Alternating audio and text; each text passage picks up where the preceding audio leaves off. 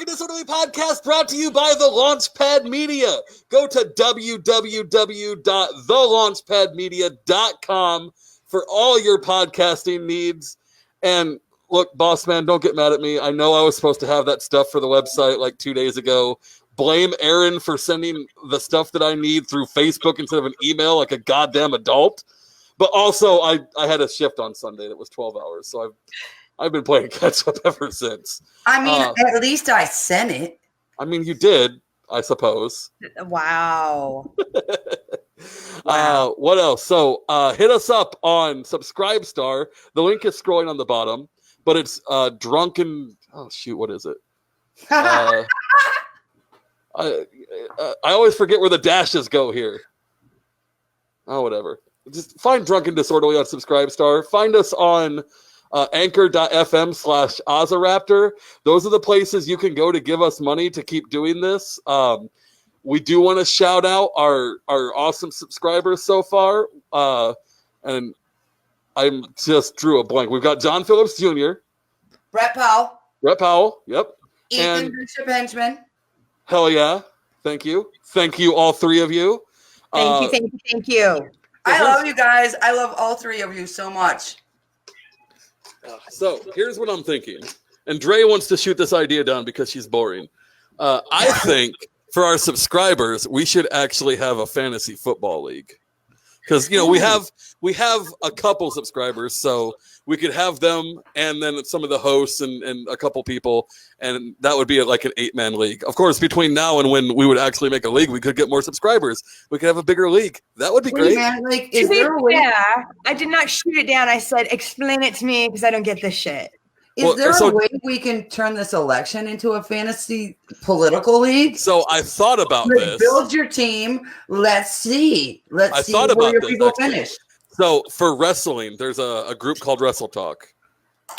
And they do a thing where every major pay-per-view for like all the big promotions, not just WWE, they have like you pick who's going to win. And then whoever wins that table, and it's like a calculated total amount of points. Like I think you had to have like 110 points to win the last time. So you have to pick a lot of matches. If we went and did like, you have to pick all the Senate seats, the president, and if we really want to be dicks, we can do like all the House seats. And whoever gets the best score, I don't know. We make you a shitty trophy that says Drunken Disorderly on it. You can be the. I'll use one of the dicks from my drawer. Yes, you totally we are going to have a dick trophy for whoever can pick the most winners of the 2020 election.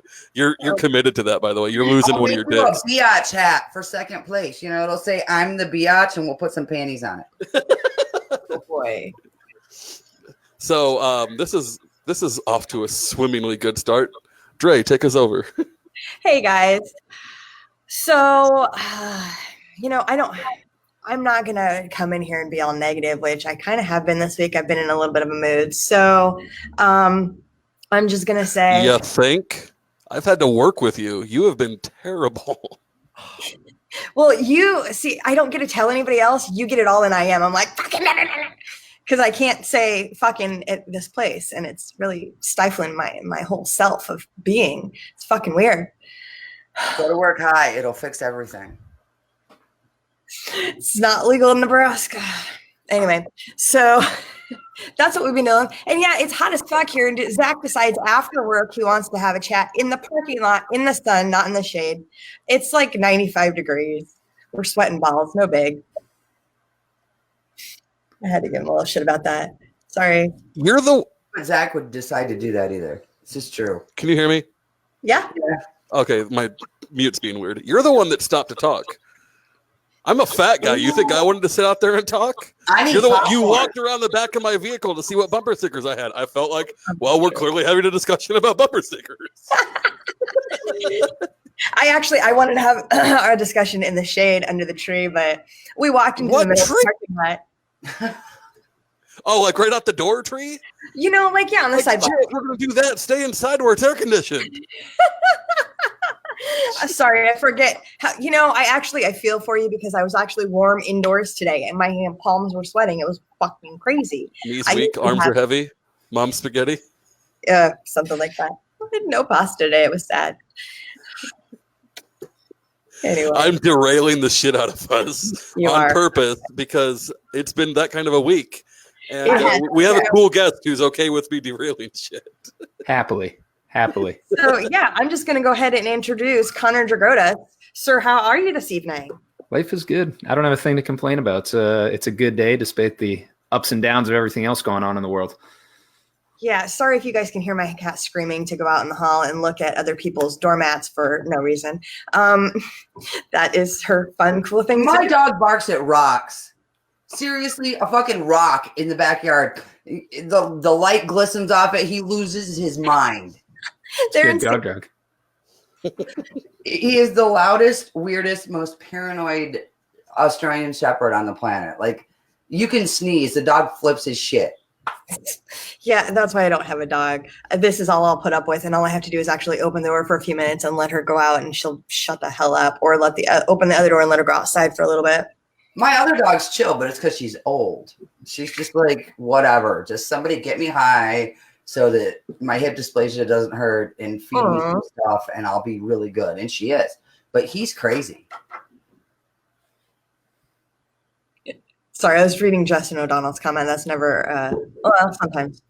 Anyway, Connor, what are you drinking tonight? Tonight I am hanging out with some Jameson, one of the cask mates, which I hadn't had before. It's the stout edition, which I was actually pretty happy with. Was it what? You like it? I did. Yeah, I'm a big Jameson guy, but so I was actually pretty down on it, but they were sold out of regular Jameson, and I figured, you know what? I'll go for it. I'll try it. Very happy, and I'll probably go back. Cool. My friend bought me a bottle of this, and I liked it so much that I went and bought like a couple more. I don't know what the hell it is. 7 Oaks, whatever. It's Cabernet. Excellent taste. I like it. All right, I'm gonna go pick it up. You guys go with it. Go get your pussy, Dre. So do you have animals, Connor? I do. I have a Black Lab Greyhound mix. Black Labs matter. Yes. He's fantastic, but he's very much in the same camp though. He's at the window all the time. He's watching the sidewalk, and he doesn't pay any attention to squirrels, doesn't pay any attention to rabbits, barely pays attention to people, but birds. This dog will stare at birds and bark at them all day long. It's crazy. It's the retriever in him. It's great. I got to take him hunting. He I don't think he's that loves smart, but that's good. Yeah. My lab is mixed with border collie, so that dog like his issues have issues. Oh my God, you have both of my dogs in one body. Are they? So here's the thing. So we just got the puppy, which is a shepherd pit. So someday this puppy will be able to hold its own and kick the lab's ass, and that'll be great. They can run outside and beat the crap out of each other. I don't care. But for right now, she's 12 weeks old. So he just bounces around the house because it doesn't matter that he's like 7. He has too much puppy energy.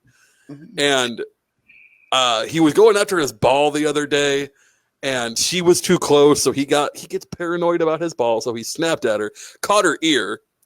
And here's the thing. I don't hit my dogs. No. Except when one bites the other. Then You've been naughty. Extra then naughty. something gets chucked across the room, typically like a shoe. I'm not trying to damage my dog. We just need to lay the law down a little bit. And I was far enough away. I couldn't just grab him and be like, nah, motherfucker. So a shoe went flying. Fortunately, it hit him in the head, and that is the hardest part of the body for him. I'm kidding. I missed.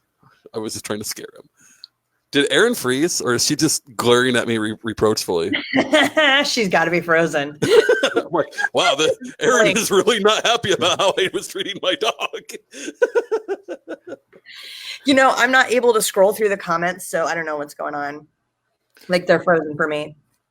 I think one of the most important things that's been brought up already is just from Justin. It says, talk about Greenland, because nothing else matters. And with everything going on with Trump, I feel like that was actually such a highlight of my week to see that come out, that he's seriously considered. Like, I want to know, who is he having this conversation with, though? Like, he's clearly called someone into his office to say, let's buy Greenland. And I don't know who the right person in the administration is to take responsibility for that kind of a task. Yeah, I don't know either. Like, would that be Secretary of Foreign Affairs? I don't know. Who would handle that? Something to do, like, why did he say, because I haven't got to read shit for news the last 3 weeks. Did he say why he wants to buy Greenland? No, that's pretty obvious, though. Like, China and Russia are playing around in that region. And there's a lot of oil in that region. And it's strategically, Greenland is like the continent that's in that area. So it's strategically viable to... Be alive, I hate you.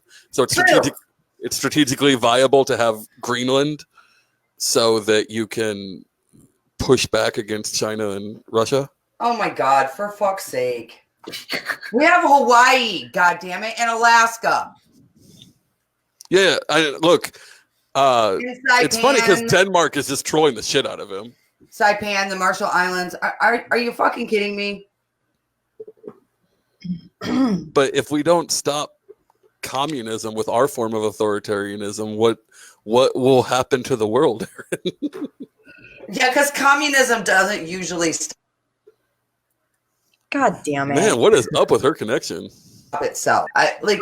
Dre, you're old enough to remember. Do you remember the Cold War drills where we'd have to like duck under our desks and shit in school before the wall came down, before the Soviet Union kind of fell apart?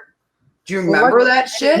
That shit. But I remember when it was communist was a bad word and people were, shocked and awed by it. It's still like a stupid word, but I mean, logic behind communism.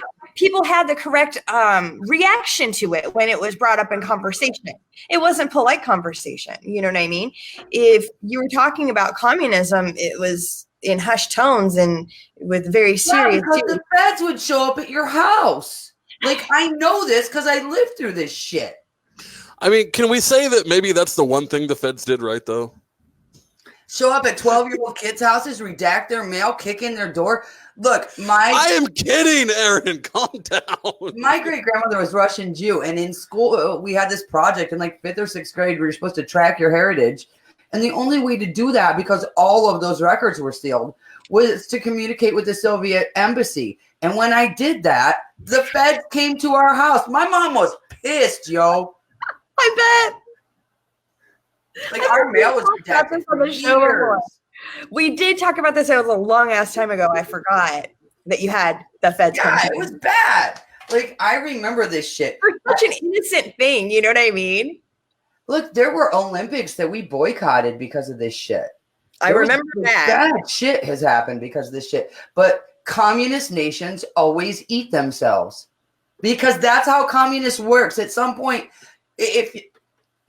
so the beauty of communism, right, in its ideology is that everybody has what they need. The problem is it's kind of like what Mary Sabrin was talking about when he was on the show. Communism and even American capitalism focuses on consuming. It's all about consuming and the consumer. Without producers, you can't consume. If you don't produce, you can't consume. If you don't go to work, can you pay your bills?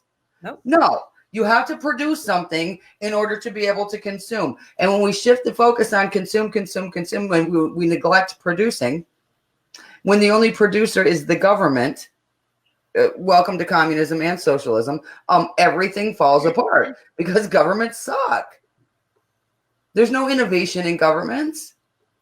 No.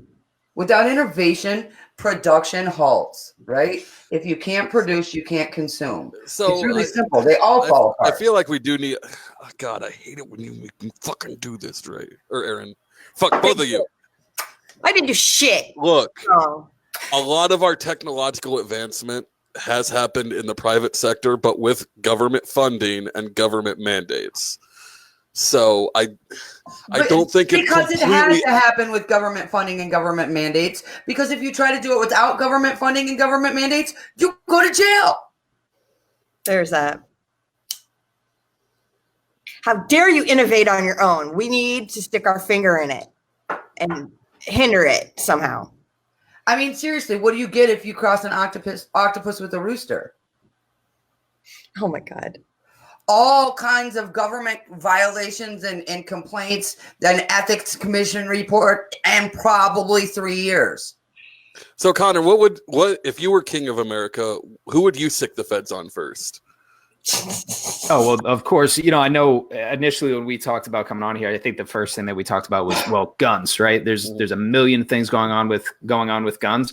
So whoever went after Defense Distributed over their plans to distribute that technology, whoever that guy is who made the decision to shut them down and give them all sorts of legal trouble, that is the first person whose door I'd be knocking on, because that is just crazy to me that you'd want to further mess up the Second Amendment and take away people's ability to defend themselves. And moreover, as we're talking about the ability to create something, right? And you're saying, oh, hey, we want to be creative, we want to be entrepreneurial. I mean, realistically, a lot of the ways that historically we've been able to defend what we've created is with firearms and with our ability to self-defense. So, when we lose that, I feel like a lot of our other freedoms are right behind that. And that's a massive problem that we need to be worried about. Absolutely. I think we just need to bring back like gentlemanly dueling. That's consensual. When did that actually disappear? Because it has a rich history, even in America. So someone at some point said there ought to be a law and just screwed up our ability to just settle things man to man, right? Well, that's how everything gets fucked up. Somebody says there ought to be a law, and then we're screwed. So the reason that someone said there has to be a law is because people like me who are Celts, everyone else will be like, let's have a duel. And we'll be like, okay, turn around. And then we'll stab you in the back and run away because we don't fight fair.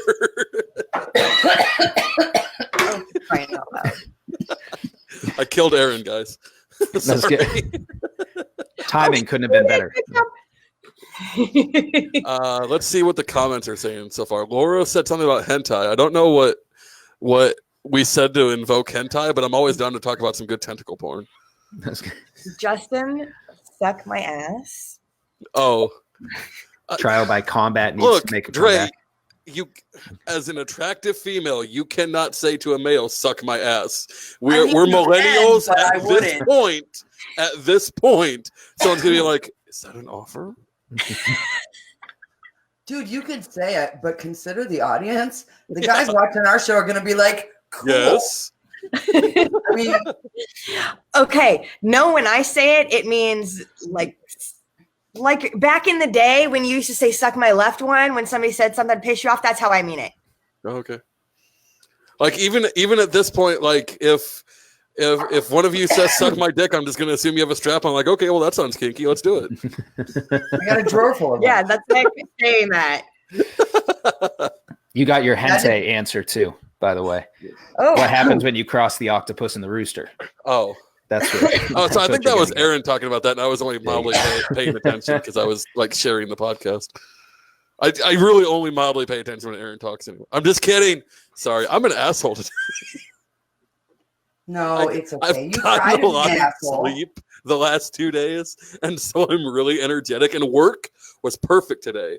I had 9 calls, so like I would have a call and like a half hour of not having a call, where I could just fuck about and read a book, and then a call. So I was never bored, but I was never working very hard, and it was fucking perfect. Dude, that would drive me nuts. No, it was perfect. I've got books I can read. It's fine.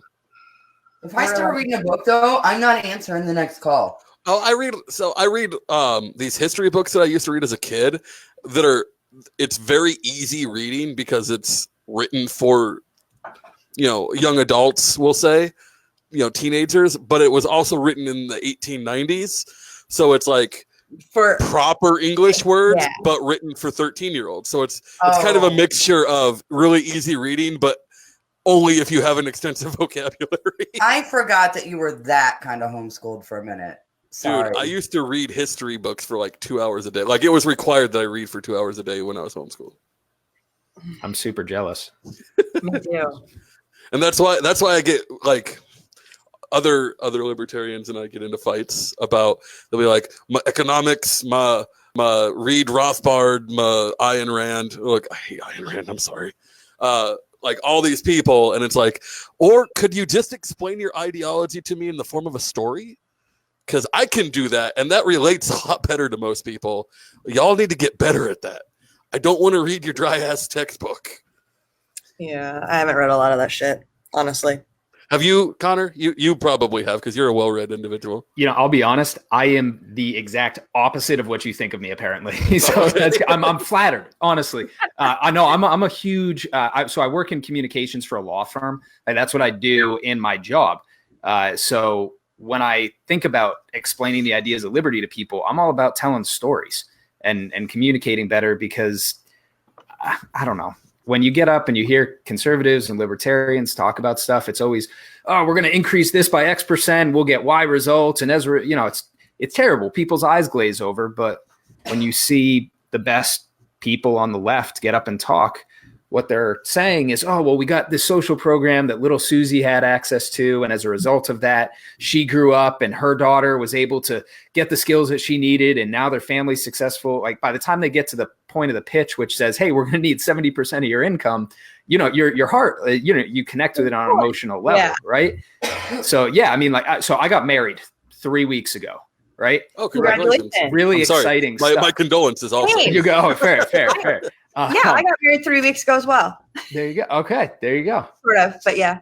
So but we're doing this whole thing where, she was not very political before, and, before we started dating a couple years ago. So, it's like walking through, like, I'm not going to give her a textbook to read to explain, like, how does your now husband's mind work? I'm going to give her something like Ayn Rand can be easy too. Right? I mean, I got Atlas Shrugged behind me, like some of these easier things where at least it opens up the conversation to, some of the more serious ideas about liberty. And I mean, you're absolutely right. People need to sometimes step off their horse a little bit and just have a human conversation about a way that liberty impacted their life. That's the only way we're going to win elections. It's the only way that this whole thing is going to turn the ship around.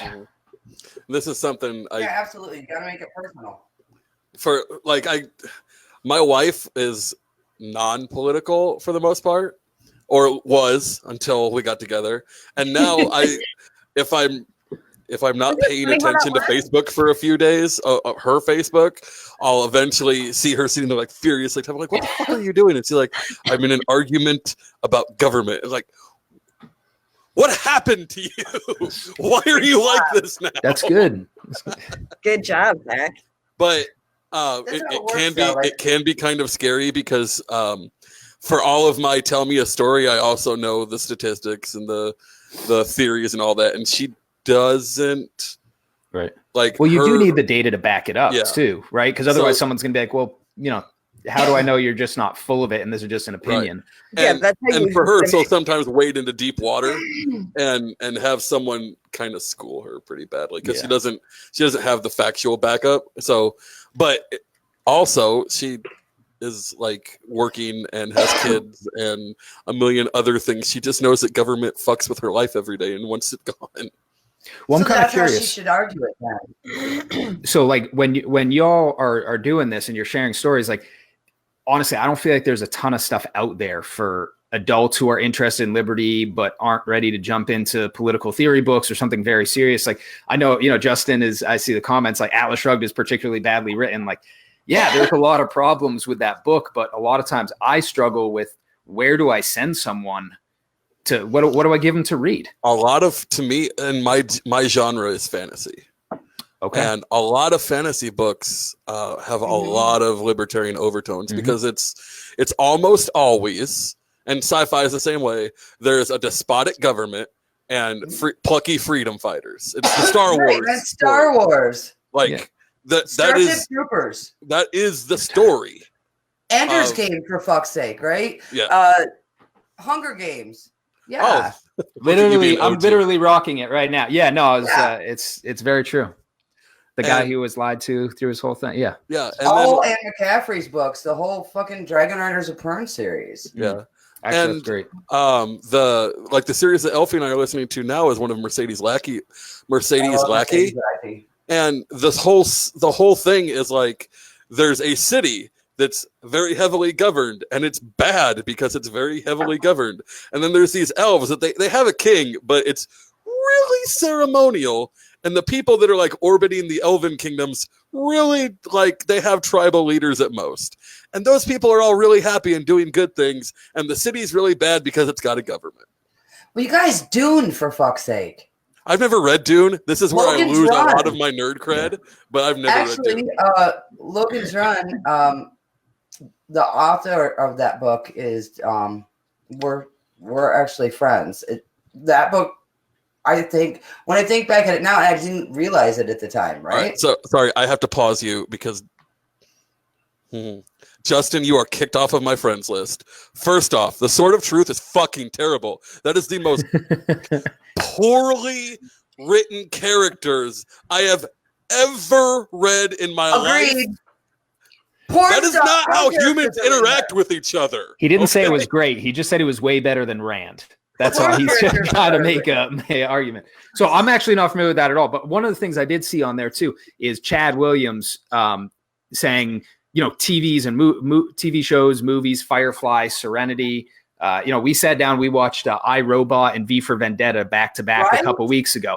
Amazing films, and she'd never seen them before, and it was just as cool. Like, wait a second, let's, it led to some great conversations. It was actually really awesome. Throw Idiocracy on, for fuck's sake. Yes. We're living that right now. Back to the Future 2. If Trump's not Biff, I mean, my God. Well, haven't they said that the character was based on Trump, like the creators? I'm pretty sure I've read that. When that movie came out, Trump was still rather thin and considered rather sexy. So I don't know, but I think for most of the playmates that thought he was sexy, it was mostly about his wallet and not anything else. And cool, props to them. Hang on, so I'm looking for it. Not a coincidence at all. Back to the Future Part 2 screenwriter Bob Gale confirmed interview with the Daily Beast that Donald Trump was the inspiration for the character he and director Robert Zemeckis created back in 1989. That is so scary, man. Talk about prophetic vision. Yeah. So I knew I'd heard that somewhere. I couldn't remember if it was true or not. Please, John, come on. Please tell me that was not aimed at me. What? We've been friends this long. You can't spell my name right. Unless it's so. Here's the thing. My dad does this to me all the time, and I always forget. Wag the dog. There's another one. I always forget that my dad's an asshole, so he'll misspell my name on purpose, or he'll. The one thing he'll do is like because a lot of times when he calls me, I'll be like out doing something, so I'll put my headphones in. We'll talk, and. So I was walking along our walking path a couple months ago, and I was talking to him about my new job, and he kept saying like, "What? Can you repeat that?" And I kept repeating it, and he's like, "What? What?" And then about 5 times, then I'm like, "Go fuck yourself! I know you understood me." And he died. Like I can hear him just dying on the other end of the line. He misspells my name and has done so for the entire almost 34 years of my life, knowing that it annoys me. Doesn't annoy me when anyone else does it, really. I don't care how my name is spelled. Yeah, but your dad. But my father should know how to fucking spell it. Right. Dude, my dad doesn't even do like a good spelling. It's Z-A-C. No, Dad, that is not how my name is spelled. You're not paying for characters on your text messages anymore. It's 2019. Like, get it right. I get teased about meat at every single meal since I'm 5 years old from my father. Well, what about the guy that was like bullshit, a fake person with a fake name? Do you remember that dude that did not believe that your last name? Oh yeah, in that shit posting group for Think Liberty. That was insane. Like Nathan. Why did I just forget Nathan's last name? Parada. Thank you, Nathan. I'm sorry, Nathan. Nathan Parada and I are in one of these shit posting groups for Think Liberty. But like, no, that's Dre. So Dre had her picture for the national LP, like that little like, hey, I'm a libertarian. Come join me. Membership card selfie. Yeah. So, and everyone's like, there's no way her name is Andrea Liberator. And we're like, oh no, that's legitimately her name. And they're like, bullshit. I don't care what she changed her name to. That is not the name she was born with. We're like, no, that's Dre. I've met Mama and Papa Liberator. That's them. So yeah, so they're like, dude, you gotta get in here. And I'm like, hello, it's me. And then Caleb's posting pictures of us together. And I'm like, yeah, I'm totally real. That is the name I was born with. It's on my birth certificate. My grandfather, I mean, that's not the name we came here with. It was either Liberato or Liberatore, but my last name is fucking Liberator. And so is my grandfather's. Tell me that's not the most unfair thing in the world that she gets a fucking last name like Liberator. Right? My son-in-law's last name is Thrasher. Chris Thrasher, and the party is I think that's a name too. It's got to be a self-fulfilling prophecy to a certain extent, though, right? Like, does he live up to the name Thrasher or no? My son-in-law doesn't. I mean, he would if he had to. I mean, if he tried to hurt my daughter, yeah, it'd be ugly. It'd be really fucking ugly. But by nature, nah. He's a super chill guy. Yeah, people always ask me, like, random people that I have to tell my name to for whatever reason. Oh, are you a liberator? I'm like, well, I don't keep people in the dungeon, so I don't have to liberate them. John, you can now shut the fuck up about my spelling when you couldn't even remember dude's name. So, somehow that's going to get back to Nathan, too. And I'm going to get a message tomorrow like, the fuck, man? I'll tell him. Can you tell him? No, don't tell him.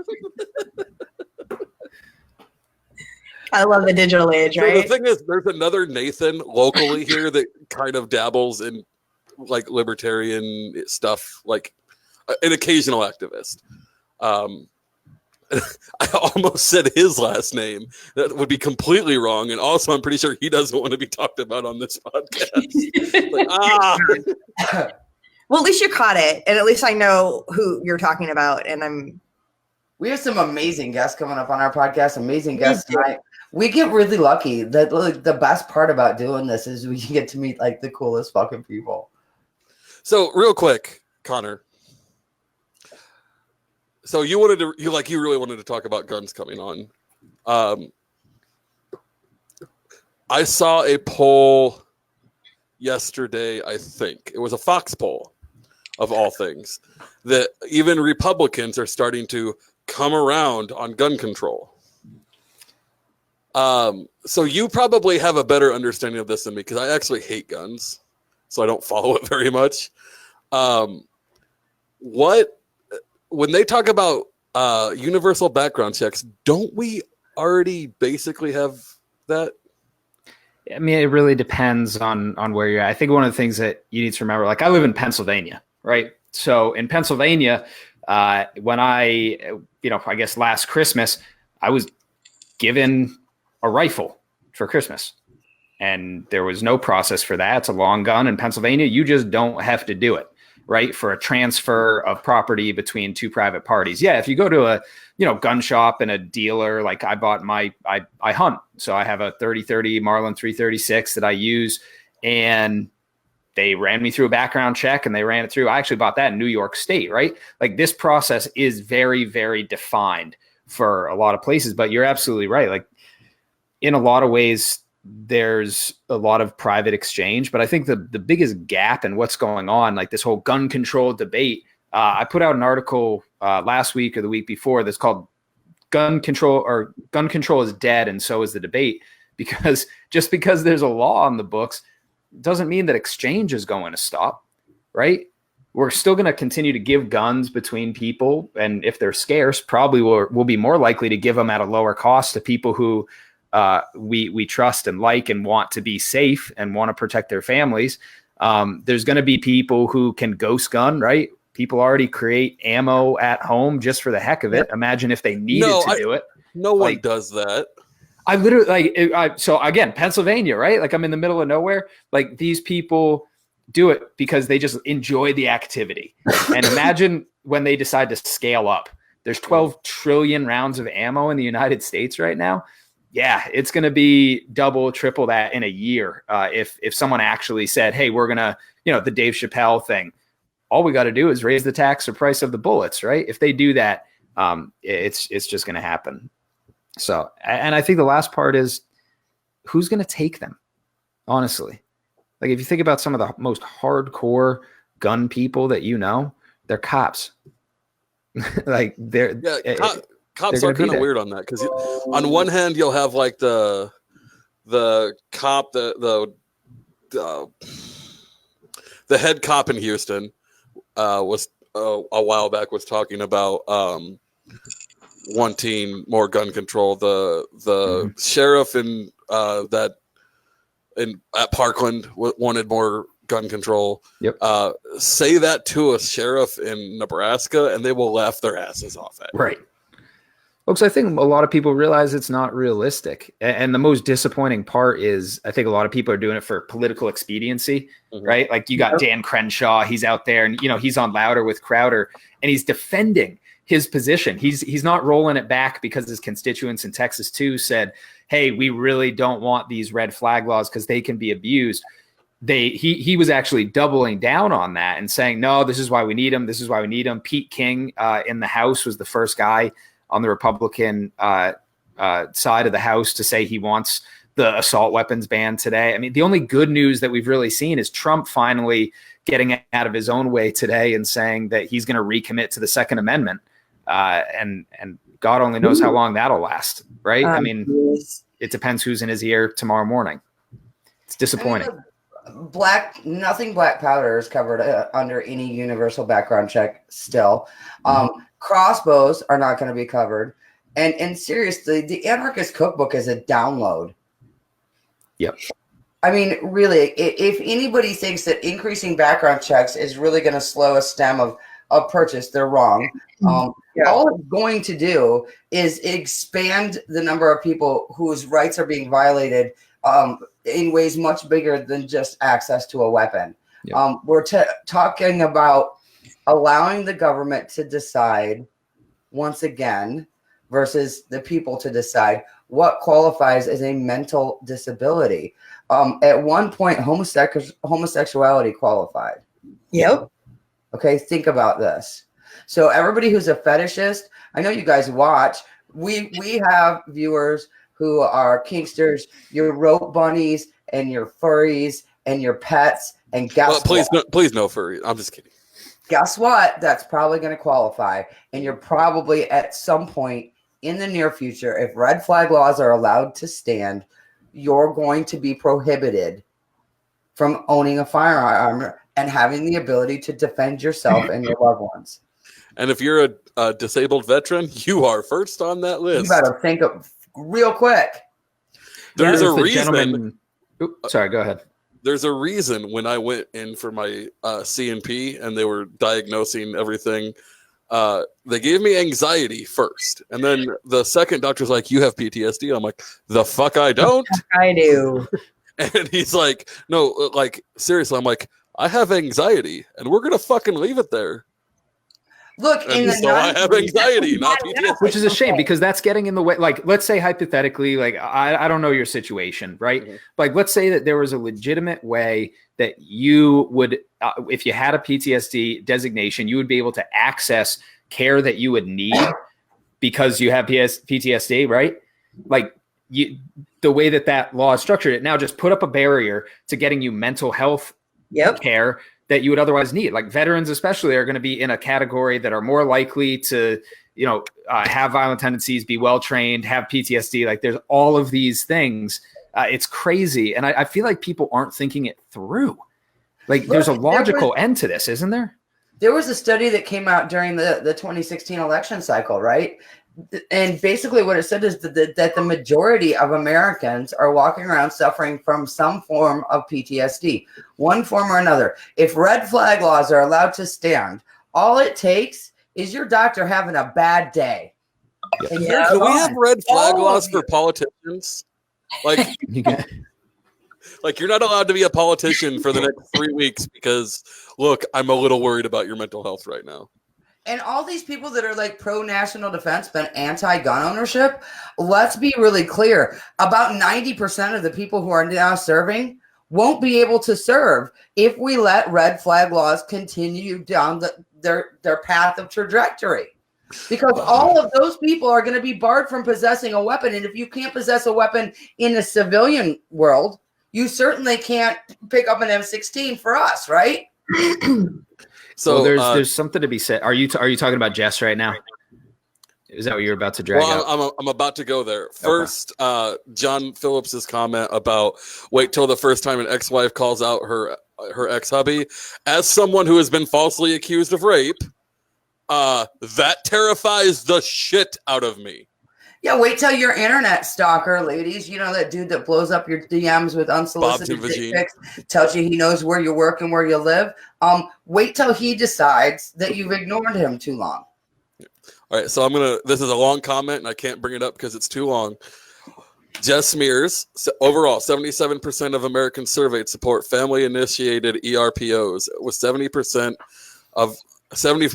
support of them being initiated by law enforcement, according to the survey, which was conducted before the recent Texas and Ohio shootings. There is broad support among Republicans and gun owners for these types of laws, the poll found.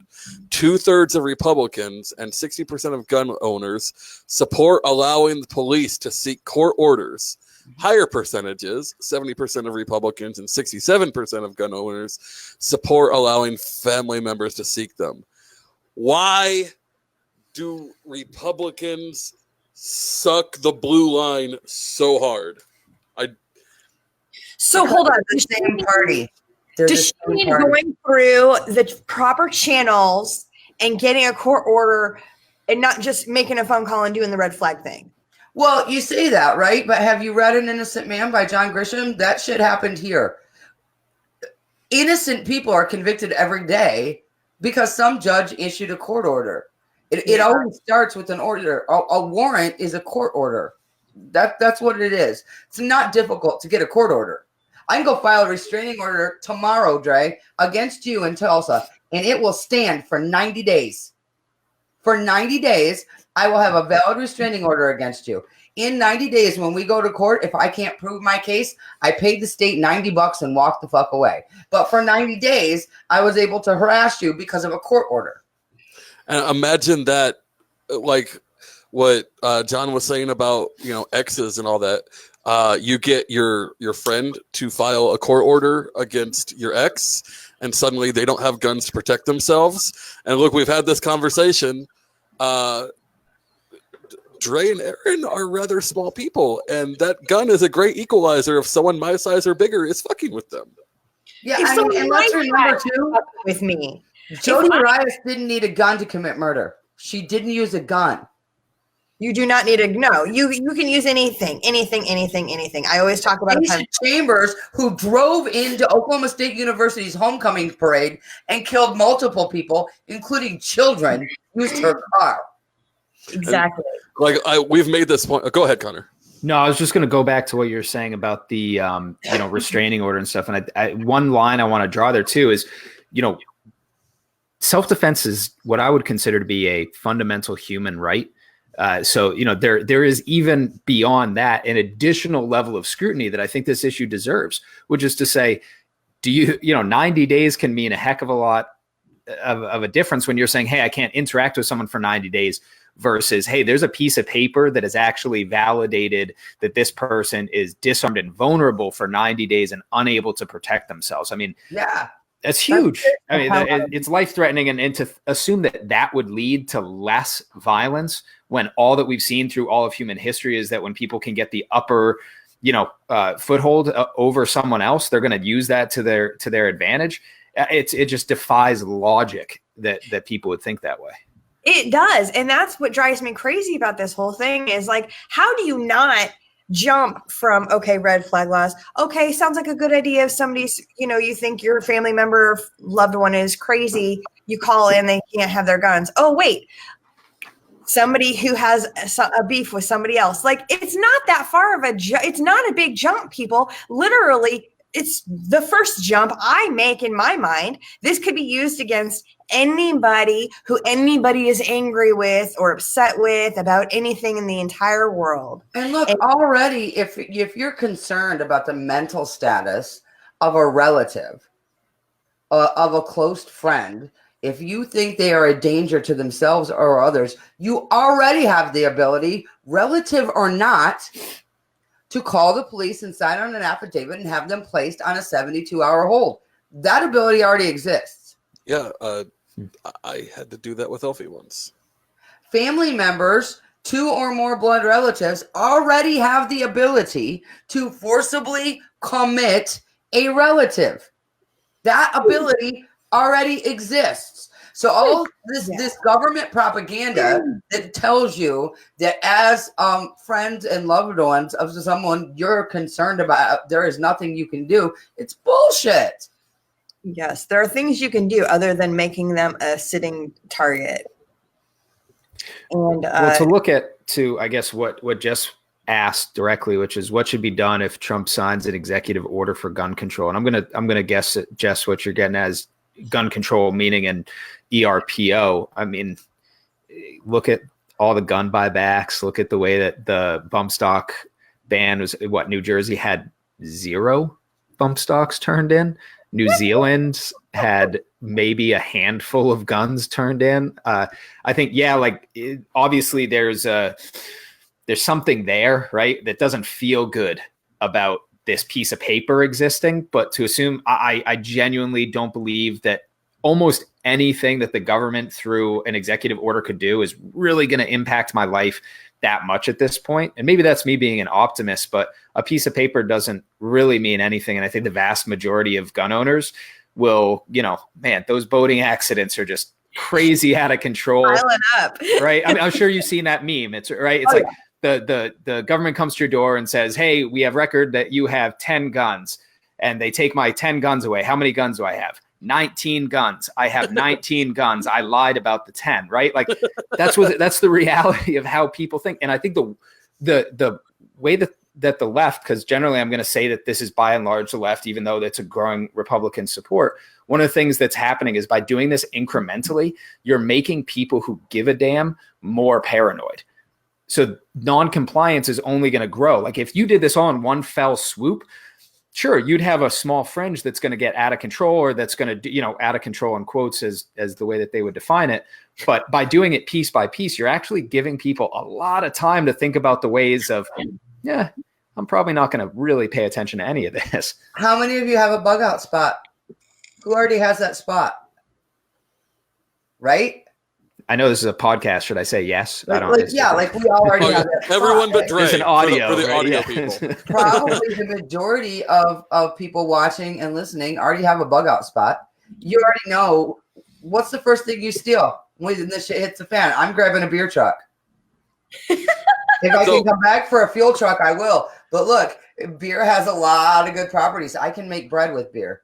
I can my bug out spots in Tennessee, though. I don't need beer. We're gonna have plenty of moonshine. I mean, You're gonna need it's the yeast in the beer that I need. It's the yeast in the beer that I need. I'm grabbing a beer truck. I hope my roommate listens and grabs that fuel truck I told him to grab. We're going to the convenience store, 2 trucks, and we're the fuck out.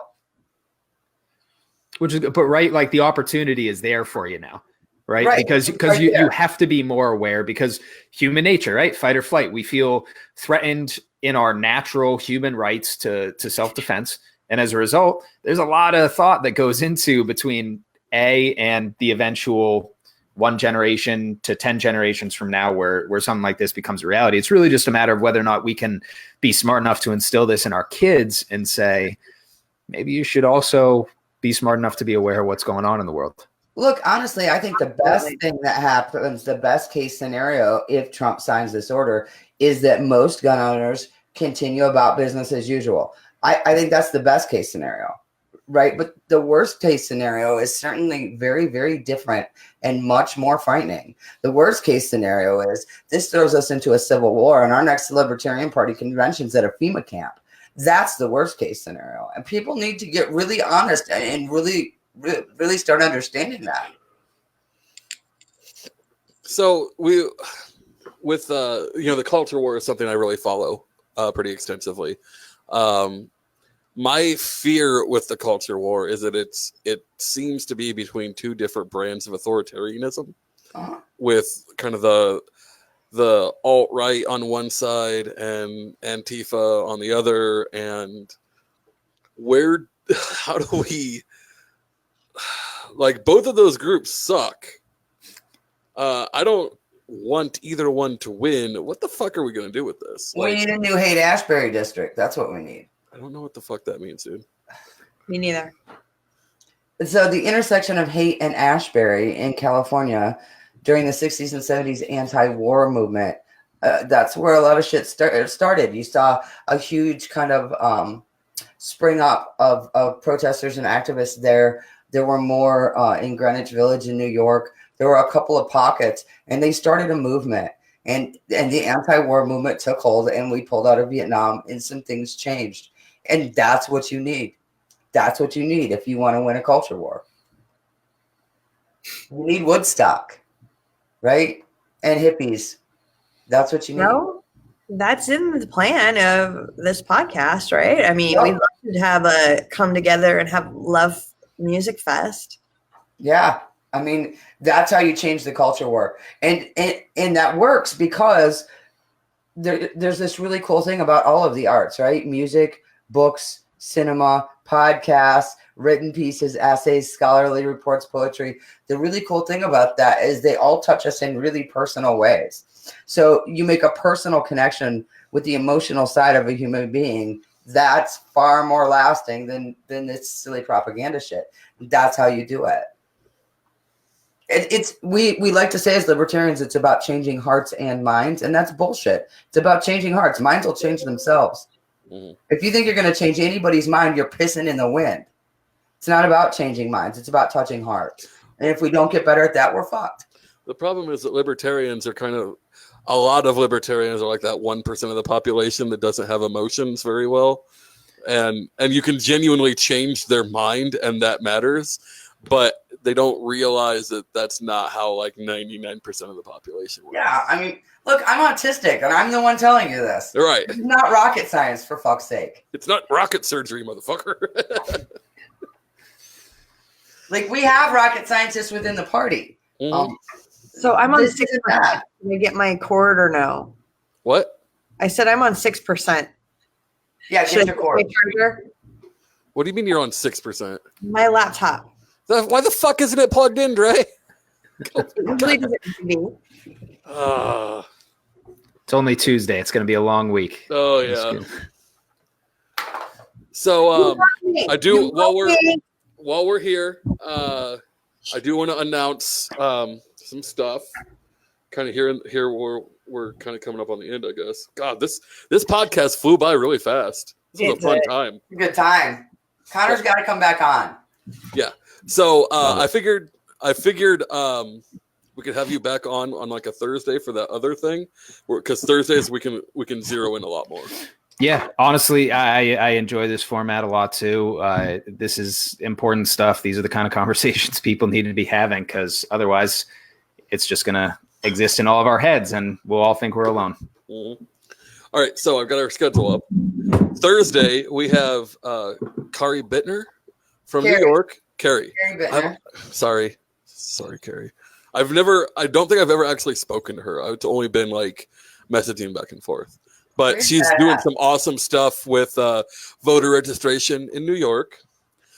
Next week, we have Cliff Maloney Jr. from Young Americans for Liberty. That'll be fun. He's president of Young Americans for Liberty. Everyone knows who he is. Guys, I don't think he knows that this is. I don't think that he knows that this is a podcast where we talk about foot fetishes and shit like that. So that'll be fun. Don't leak that. Yeah, look, I held that off when Larry came on because I really respect Larry. Cliff, I just kind of want to mess with. Well, and Cliff has people for this. Right. We'll see how it goes. If he doesn't, he will after our show. So we actually don't have a guest set up yet for that next week. And we might just freeball that one. Let's freeball. Yeah, we'll bring on Scott and complain about how or something. I might even reach out. I know some things and some people. We'll see how it happens. But on the 10th of September, we have Picasso. Do you want to explain who Picasso is, Aaron? Yeah, so Picasso is an artist. He's a painter from Australia. And he paints with his willy. And he is 74 years old. Yeah. And buff, guys. Like, seriously? Six-pack. Hot buff. He would give Star Child a run for his money if they were in a modeling contest. Yeah, and look, not only does he paint with his Willie, but like, you know who he's just painted. It's portraits, and they're actually pretty fucking good. So check him out. Google him. He's got some videos on YouTube. He's got a Facebook page. Go give him some love.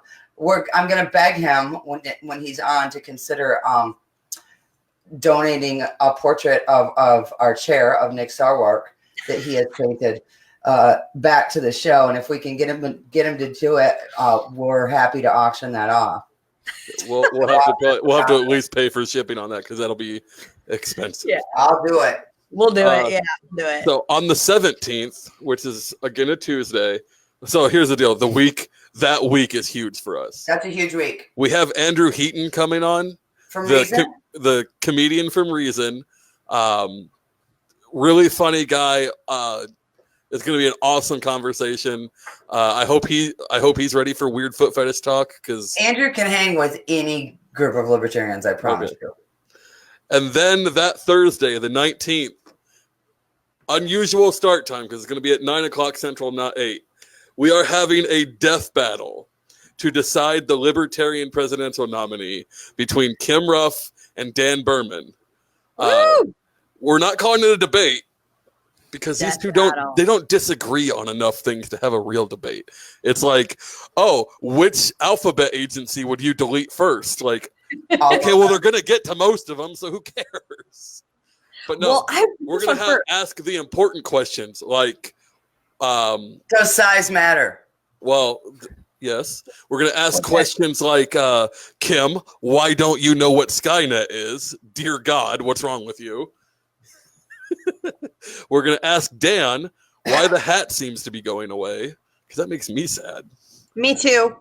And then we'll ask them things about like pineapple pizza, and I'm sure our guests will come in and have a lot better favorite silly Kama questions. Sutra position. I want to know what their favorite Kama Sutra position is. Okay. And I'm going to guess this debate is actually going to end up being what swings enough votes to make a difference here. So, I bet you're right. 100%. And the thing is, from what I've heard, because the Libertarian Party doesn't vote on tickets, so even though Ruff and Phillips are running together, they're not actually running together in the Libertarian Party sense. I think that whoever wins this death battle also gets John Phillips Jr.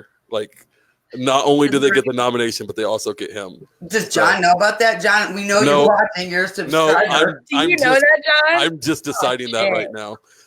Oh, got it. Because this is my show and he's one of our subs.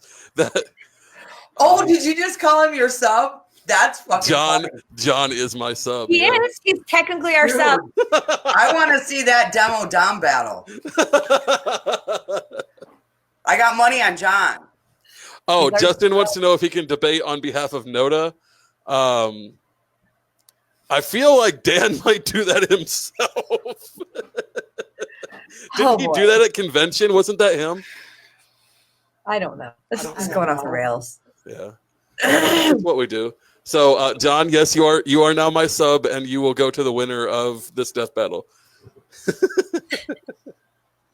Oh, man. You just don't even know what you're doing. I know what I'm doing. All right, I'm going to jump in here. Are you going to do that thing that I cut you off from last week? Yes. Okay, yes, go ahead. I'll be All back right, this time. Yes, shush. So, you guys, we do have a small business need that will be easily taken care of with 1 or 2 more subs.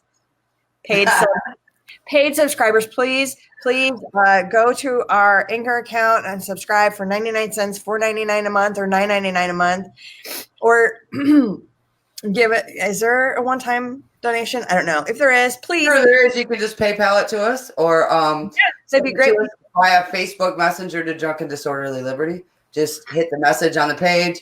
Use your messenger payments option. That doesn't work. We don't have a bank account set up with our page.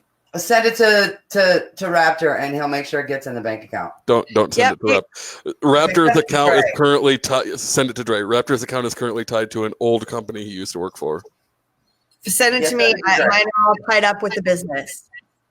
So it'll work. So you guys, so seriously, we have a very small business need. It's a very small economic business need that would be taken care of with 1 or 2 more paid subscribers. So we appreciate all of our paid subscribers. We love you. We love all of our subscribers that just tune in every week. We do. If you could kick us back a little bit, we appreciate it so much. And it would do wonders for us. Again, every dollar we make goes right back into our business. So anything you guys can do, we appreciate. Yeah, All right. like don't forget to hit the Redbubble link. Check that out. You can find us on the Mad Status also. We're there. Go to the Launchpad page. Sign up for our paywall. Tell your friends about us. Really, seriously. Invite your friends to watch. This makes me smile. One time I brought Caleb Dyer to Pride and introduced him to everyone as my cub. He was not amused. Justin, was he less amused than he was the night they wouldn't let him in the karaoke bar because he didn't meet dress code? He was the boy in the plaid pajamas. Real quick. So, Connor, pimp out your stuff real quick. So, Yeah, no, finding me is real easy. I'm the only Connor Drigotas out there. ConnerDrigotas. I have a website, ConnorDrigotas.com. It's a great place to find all of my content, and Facebook, Twitter, Instagram at CD Drigotas. I also write on 71 Republic and Liberty Block occasionally. Awesome places to get news, so give them some love as well. did you just say news? It's news and nudes. It's exclusively their content. I heard nudes. I'm like, that cannot be right. Oh, Yeah, they're that's, newts. They have pictures of newts. Little. She turned me into a newt. Pick up that. Got better. All right.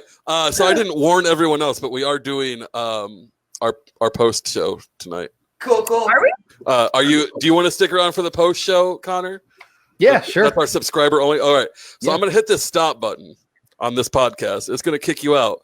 Just go back to that link I sent you and come You got back. it. Sounds I good. just hit refresh. It worked.